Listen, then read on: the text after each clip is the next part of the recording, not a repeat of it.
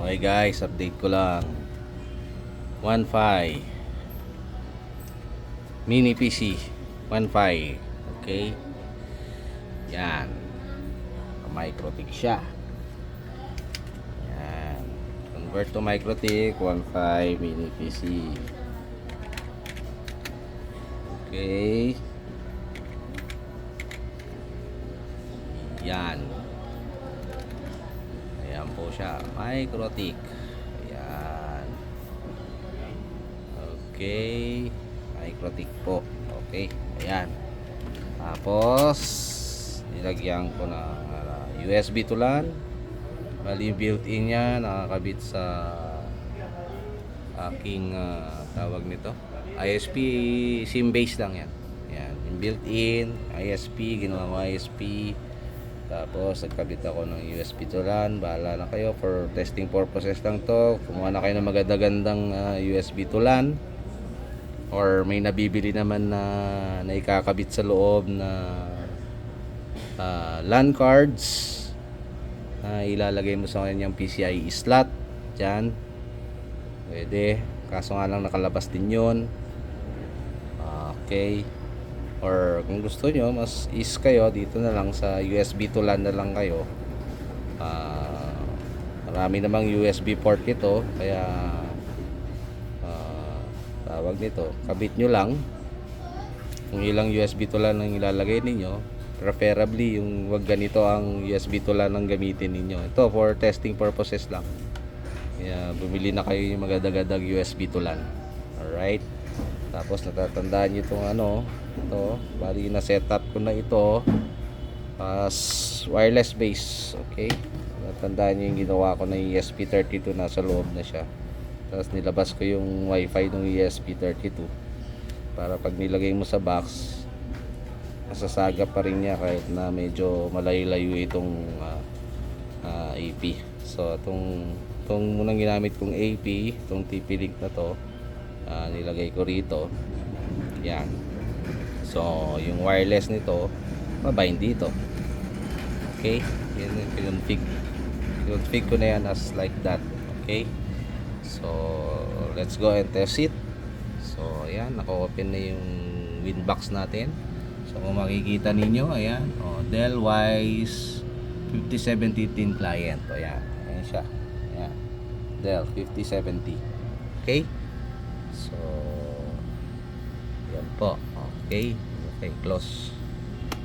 So logs niya, ayan, connected siya. Tapos nagulog ako kanina, ayan, nag-log out kanina pero connected ulit ako. Ayan, ayan, connected via API. Okay, so yung ating ayan, internet na piso wifi ang aking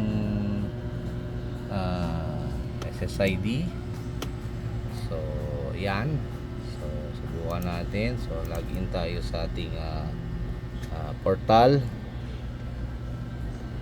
Ayan, 10.0.0.1. ayan, so ayan, gamit ko palang portal is ML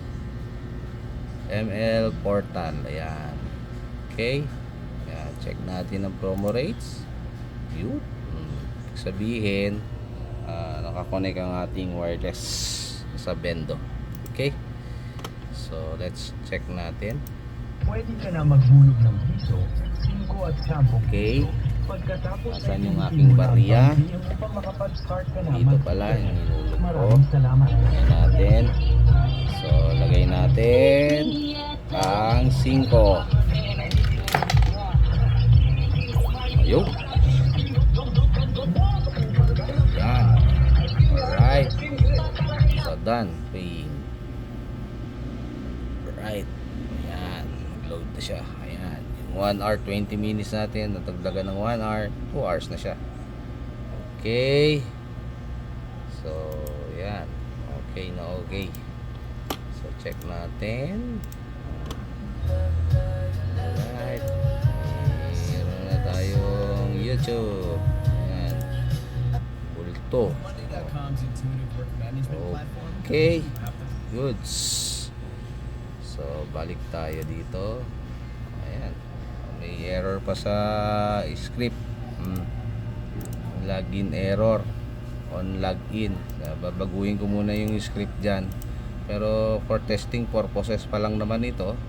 So checkin natin yung on login screen nya. Okay, may error pa, so for testing purposes lang. Ibig sabihin pwede.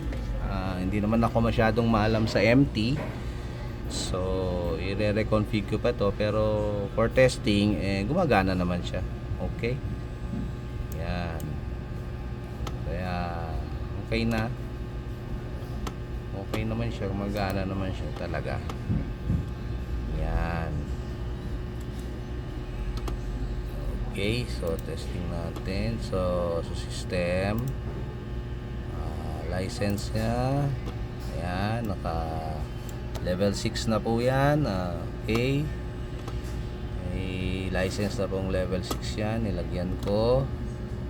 And then sa ating resources, okay, yan, bali yung HDD space nya, yung naglagay muna ako ng 120 GB, pero itong 5070 na client na to na mabibili nyo kay Sir Albert, meron po yung eMMC na 16 GB. So mamaya po yun ang gagamitin ko. Tatanggalin ko na to at ipa-flash ko yung eMMC nya na built-in HDD nya na eMMC chip.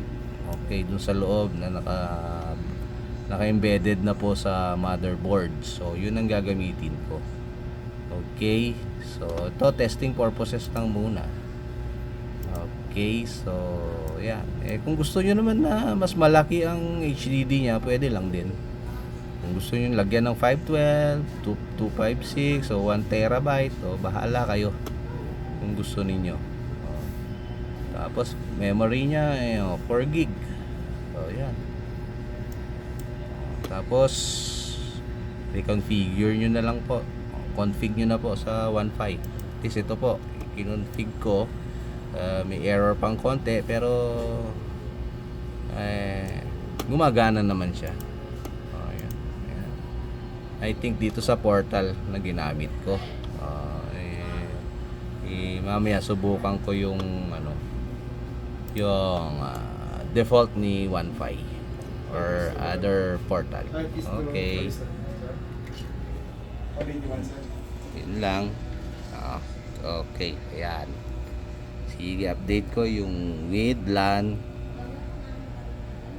base, wireless base po to. Okay, Microtech.